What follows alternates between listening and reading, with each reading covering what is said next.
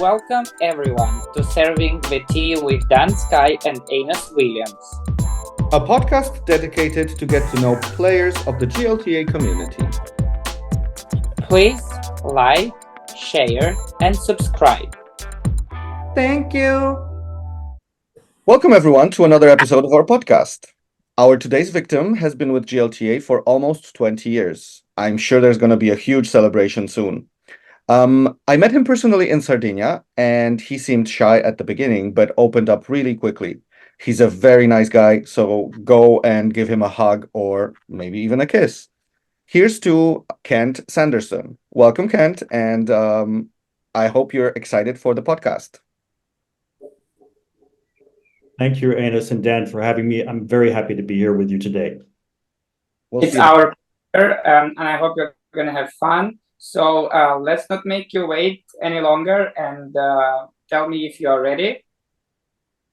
Serve. Good. So let's start from the beginning. Where are you coming from, and where are you currently based, and how was your childhood without Grindr? So I grew up in a family with 4 children in rural northeastern Alabama in the southeastern United States, a small town with 1 red light and 1 school, but many Protestant churches. So a very religious, classical upbringing in the south of the United States. I felt growing up like I was in a Martian on Earth.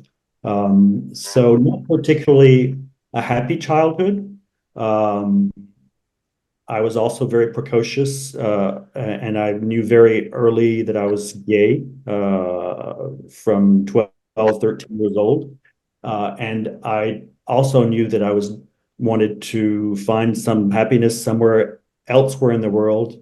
And so jumping many steps forward after I learned the French language and met my husband, we settled more recently in Montreal, Canada, which is a wonderful cosmopolitan city that I've fell in love with and continue to love to this day. It's the first place I've ever felt at home, to be honest. So that kind of gives you a little flavor for my background. That's interesting, Ken. Thank you for sharing. A typical question we ask our guest is, what is your relationship to tennis? How did it become a part of your life? When I was a kid growing up in Alabama, I would occasionally go and hit tennis balls with friends, but I never really became seriously interested in tennis until my husband and I emigrated from France to Canada, and more specifically to Montreal in 2005. And when we moved there, we didn't really have any social network to speak of.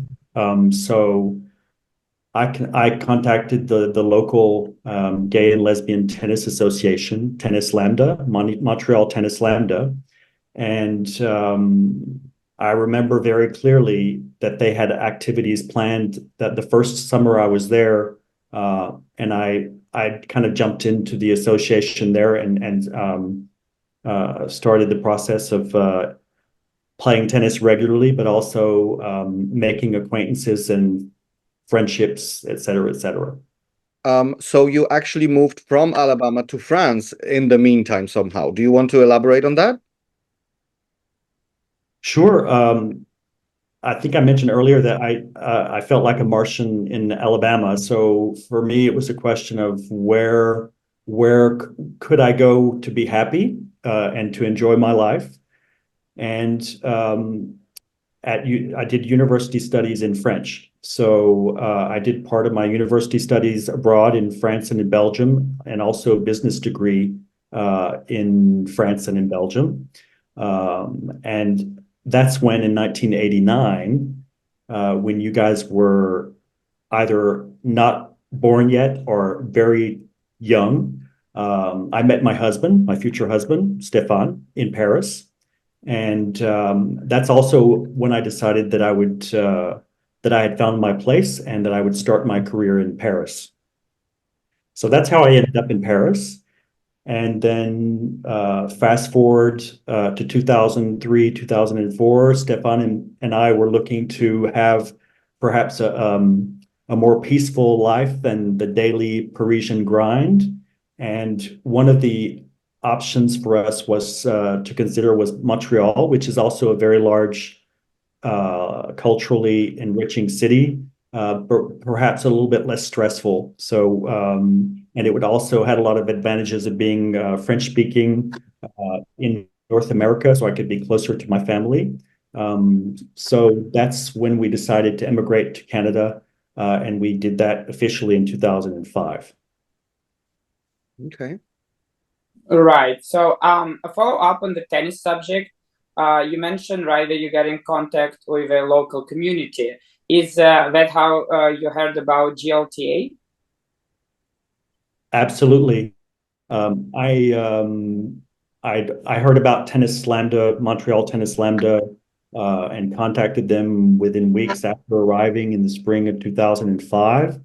And then I think I became aware of the annual Montreal tournament, Coupe de la Reine, which takes place the first weekend of September every year.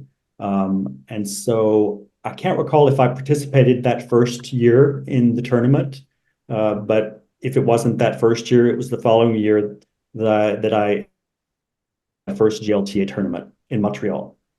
So we basically speak of a long journey, right? It's almost 20 years. How's been your experience so far? It's been absolutely amazing. It's hard to describe with words because there's also a lot of emotions involved. I've made some amazing friends in Montreal, made some amazing friends around the world, and you know, as you grow older, you wonder, will I be able to continue doing this sport? Um, and I had that discussion once with an uncle of mine who was a wonderful tennis player, who is a wonderful tennis player, and he continued to play tennis actively until he was in his mid 80s. So he encouraged me to continue because he said you can still improve your tennis game even if you're 50, even if you're 60. Don't worry about that. Just enjoy yourself. So on that basis, yeah, I've been excited to participate over these last 19 years, and I'm looking forward to continuing for 19 or plus years in the future. So there's hope for Cool. us. Cool. Well, I mean, as a tennis coach, I can confirm that, you never stop learning and improving your game. And I guess that's the beauty of our sport, right? Because each day it's a new opportunity to get better, but also just to be a better version of yourself. And with a circuit and, the community that we have, we all look forward not just to improve our tennis, but always, to reconnect with our friends. Yeah, sounds about right.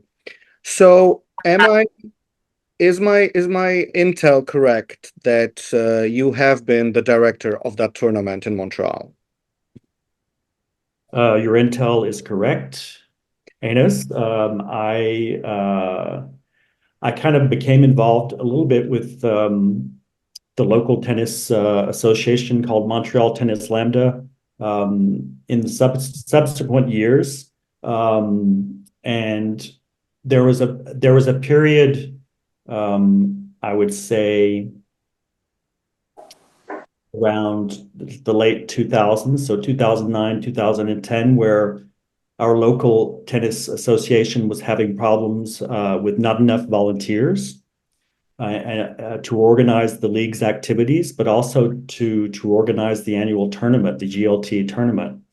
And so that's how I became involved somewhat to a limited degree with helping to organize the annual tournament. And then I believe it was in 2011, 2012 that I became director, co-director of the annual tournament in Montreal, and I continued until to organize the tournament with a wonderful team, because it's never just the director of the tournament. It's always a team that's there to support and help organize. I think my last year as tournament director was 2019, so 5 years ago. Okay. As a tournament director, can you share with us a little bit more about what are the challenges that you're facing, right? Especially as taking over a tournament, but also, after you put so much effort and work day in and day out, what are those things that gives you the most satisfaction? For me, it was when I went into that role, for me it was a question of how can I give back what I've already received? Because when you're an immigrant and you immigrate to a strange place in a foreign country, I think you probably value friendships perhaps more than, or we take friendships for granted if we live in the same place for all of our lives. But when you go to a strange country, a different place you've never been before, I immediately hit it off with quite a few people I met through Tennis Lambda in Montreal, and developed some friendships. And for me, that was more than enough motivation to want to volunteer and get involved with helping sustain that organization and also sustain the Coupe de la Reine tournament. So the gratification is always usually after the tournament, because during the tournament you're too stressed and focused on making sure all of the hundreds of details are being focused on and resolved or looked at and dealt with. But after the tournament, it's always gratifying to get the feedback from players who participated in the tournament. You're never going to be able to please everyone. You'll never have 100% satisfaction. But I always found it really stimulating to get the positive feedback, but also take the negative feedback or the less than positive feedback and try to make things better the following year. So that's a little bit of how I viewed it.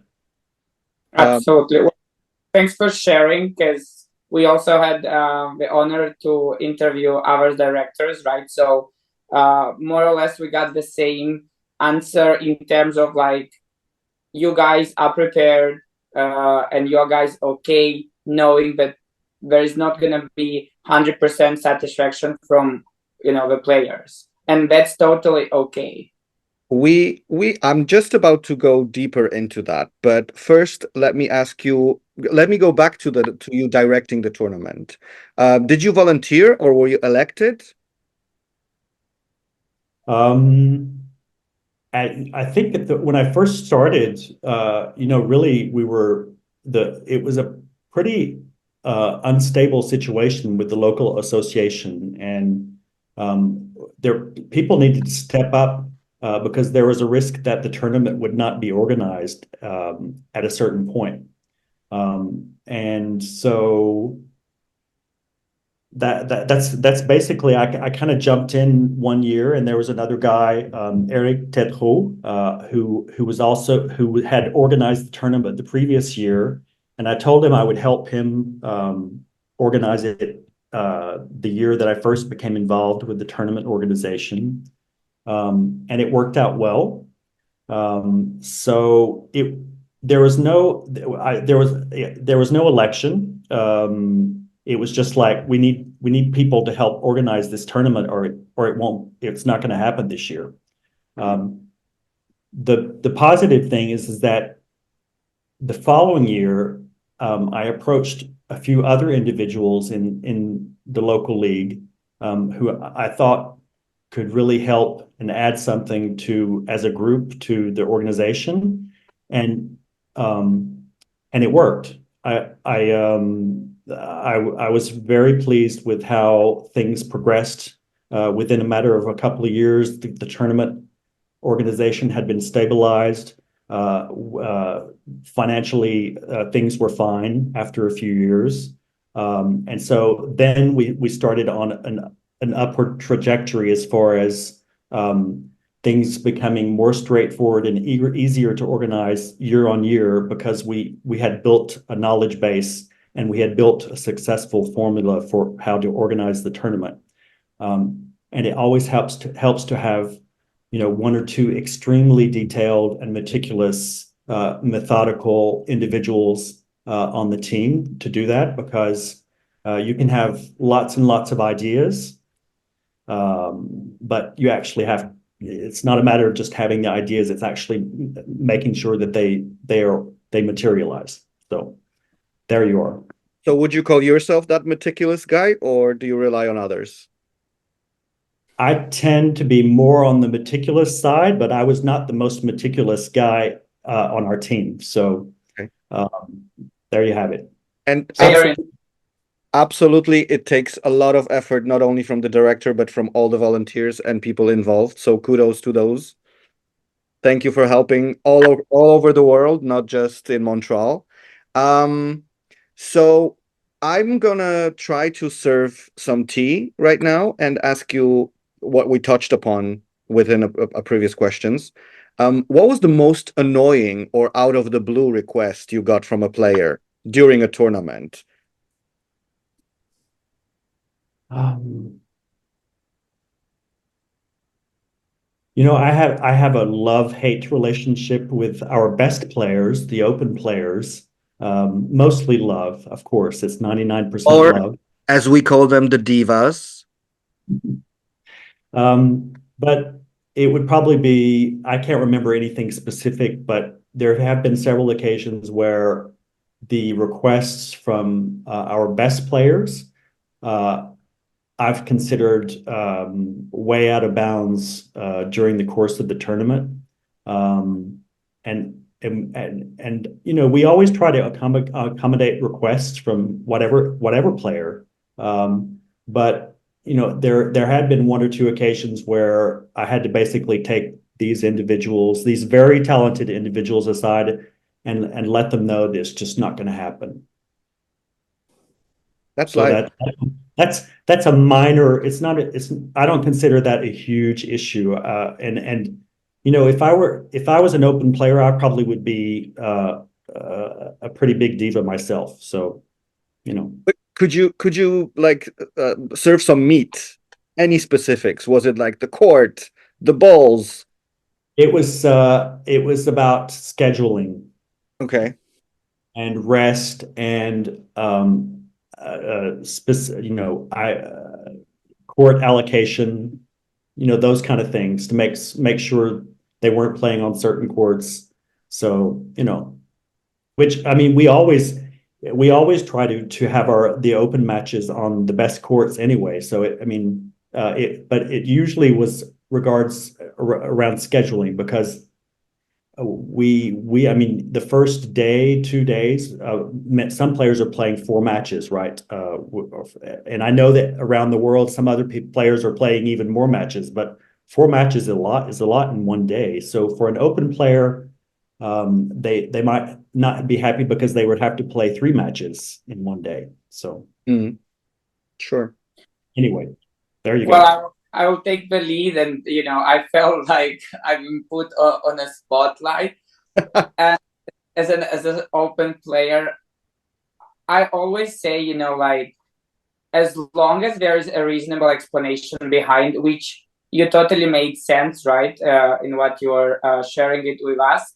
And in most of the GLK tournaments, open draws are the smaller ones, right? So it doesn't happen that often that we would have to play 3+ matches a day, unless you play in 2 or 3 categories, which is again not something very common.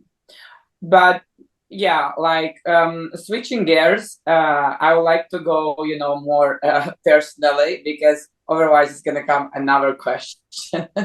So being a tournament director, also knowing a little bit that you have a very successful relationship with your partner, and we are very happy to hear about these love stories which you shared with us. But here is the main question: how much can the time that you put in and the effort in organizing a tournament affect your personal life, considering the fact that you are volunteering, that you guys put hours and hours, without any remuneration? Was your partner there for you? And yeah, can you elaborate a little bit more about that moral or immoral support?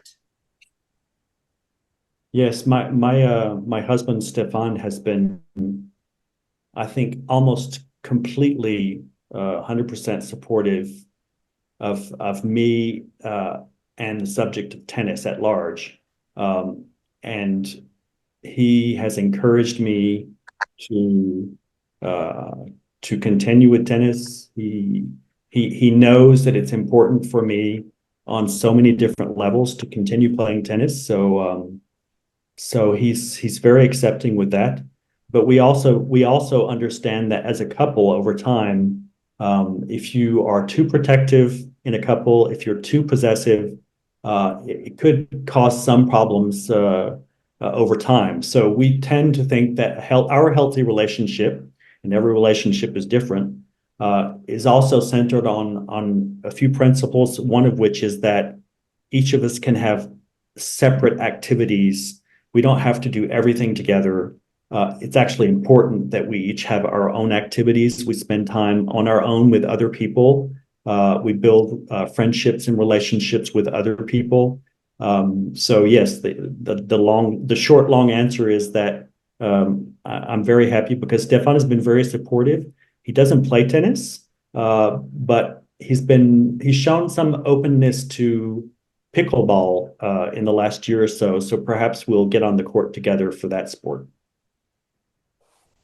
That's Right. And me as a newbie, and to all our, to all the players out there from GLTA, we thank you for the advice, because I know it comes from an experience relationship. So yeah, and I just hope you guys are keep striving, because I'm looking forward and I look up to all this relationship, long-term relationship.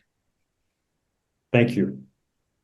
So going a little bit away from tennis, but still sticking to it as it is a impacting matter to your life. Knowing how much effort it takes to organize a tournament, how does your job fall into it? Your day-to-day job. What do you do, and was it helpful? Was it in the way, one of the other? So I'm fortunate because my job, I'm a real estate broker, a real estate agent in Montreal, and I work with my husband. We work as a team together, and yes, we're still together. It didn't come with risk to make that decision to work together, but we've succeeded, and. So when I have crunch time preparing the tournament, the 2 to 3 months, and it's during the summer in Montreal that we prepared the tournament for the first weekend in September. Those months are usually in the real estate world in Montreal less busy than the spring. So it was easier for us to organize our work where Stefan would be covering for me during the summer months so that I could focus on the organization of the Coupe de la Reine. That's fantastic. Well, yeah, I mean, it's a great balance. And again, as you said, it's another successful story where you guys came up on top. But I'm not very clear about how our match is going. I feel like we are very even.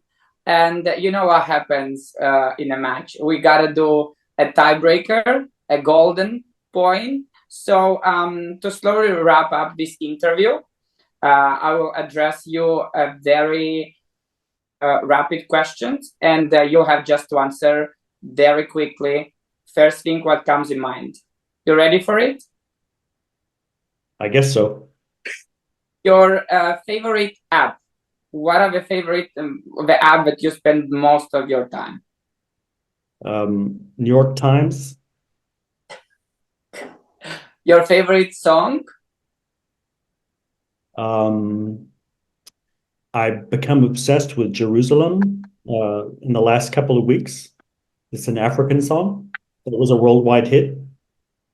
Cool. The movie that you can always go back and rewatch it. Okay, can I give two answers? Go ahead. The Sound of Music, and perhaps more seriously, Fargo. The Fair enough. co-authors. A fire question. Top, bottom, versatile, or side? Versatile. Yeah. On and off the court. So Yeah, I like to play. I've improved my forehand tremendously over the last couple of years, so I'm pretty equal on both sides now. Very love it. You're never too old, right? life is all about balance. Well, we heard you are partnered, so let's do a second serve. Monogamous or open? I think every couple has its own rules, and I think it's too simplistic to put labels on what the rules are. My husband and I have always been focused on balancing the fact that there are lots of wonderful people in the world, and we don't want to prevent each other from meeting those wonderful people. Balancing that with self-respect, but also respect for our couple, and making sure that we maintain the magic that a couple needs to continue. So that's a balancing act. It's different with every couple. So I don't have a specific answer for you. Well, it's a great answer, and thank you for that. And I definitely took note of that. Your cocktail of choice. I love mojito. Cool. And the last one, your favorite tennis shot, the shot that gives you the highest adrenaline.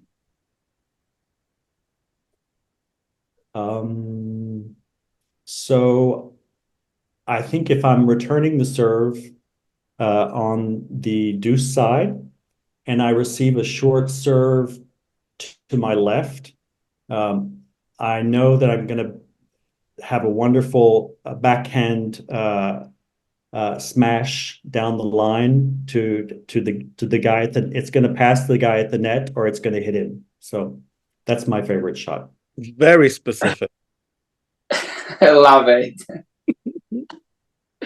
Well, thank you for answering all the questions and for allowing ourselves to get to know you a little bit better. But it's not over yet. Enes, you got the ball on your court. Yes, we have a homework for you. So if you would like to ask a question to any of GLTA players that we might interview in the future, which also could be a suggestion for our next guest, please let us know, and we will make sure to invite them and ask them those uncomfortable questions. No rush, just let us know. Understood. Perfect. Well, Kent, that's all the questions we had. That's all the homework we had. Thank you for joining us, and thank you for being so open, honest, and giving us some insightful information. Thank you all for joining, and join us next week. See you guys next week. Bye-bye. Thank you, guys. Bye.